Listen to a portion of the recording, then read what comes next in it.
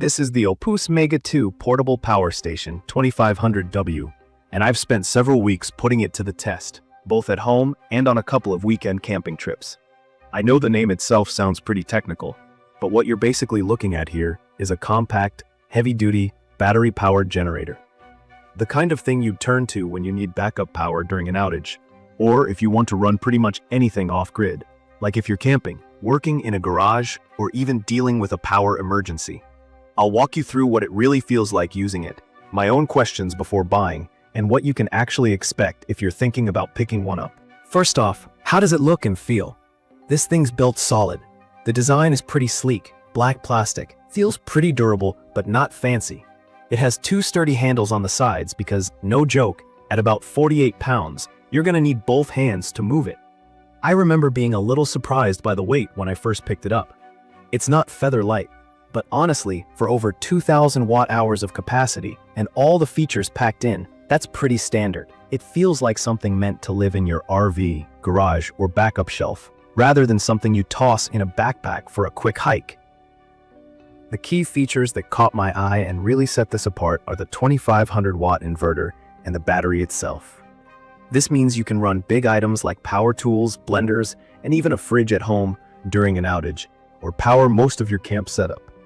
The peak wattage hits 5,400 watts, which is a huge help if you're using stuff that has a high startup draw, like a saw or refrigerator. The capacity, 2,048 watts, basically translates to being able to charge laptops and phones for days, keep lights on, or even run high-draw tools for several hours. One thing I liked right away is how they designed the display and controls. The LCD screen is bright, simple, and gives you exactly what you need. Exact battery percentage, output and input wattage, and what ports are active. I found that helpful, especially compared to some older models that just use generic LED lights without details. The OUPES has separate sections for USB/USB-C, DC, and AC ports. Just push the button for the section you want to use. A newbie can get started with this in minutes, honestly. And since you're probably wondering, yes, it has pretty much every port most people need. 4 standard outlets, a big 38 port for heavy-duty or RV use, USB-A, USB-C, a 12-volt car socket, and 2 barrel ports. You won't run out of options. Charging it is straightforward too. There are options for plugging it into a wall, AC, your car, or hooking up solar panels. From my experience, AC charging is really fast, about an hour and a half to 2 hours to go from empty to full. That's honestly impressive for a unit this size, and the included cables mean you're ready to go right out of the box. One thing I was curious and skeptical about before buying was the expandability. They mention you can hook up more battery modules and push the total storage up to 10.24 kilowatt hours.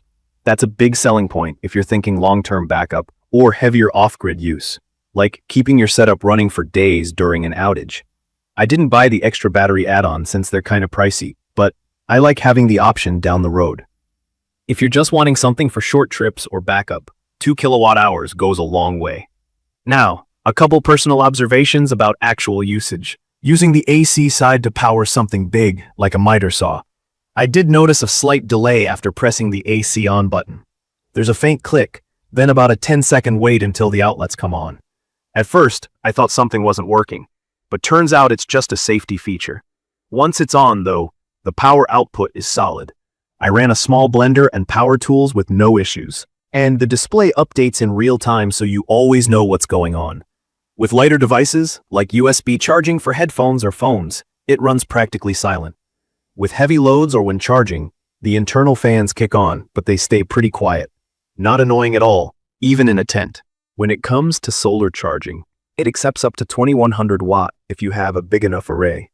That's very handy if you plan to camp off-grid for extended periods.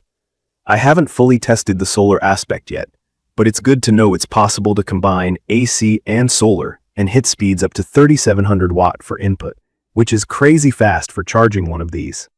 My only complaint here is that if you're using solar, there's a bit of a learning curve, making sure your panels are compatible, voltages fit in range, and making all the right cable connections. If you're brand new to solar, I suggest reading the manual closely and maybe watching a few videos to avoid confusion with MEC4 connectors and Anderson plugs. There's also an app control option, which in theory should let you monitor and operate the power station remotely from your phone. This was something I found pretty underwhelming. While the app sounds convenient, especially if you want smart home integration, it just didn't work for me. I spent longer than I care to admit trying to pair it on both Android and iOS and just never got it to function right.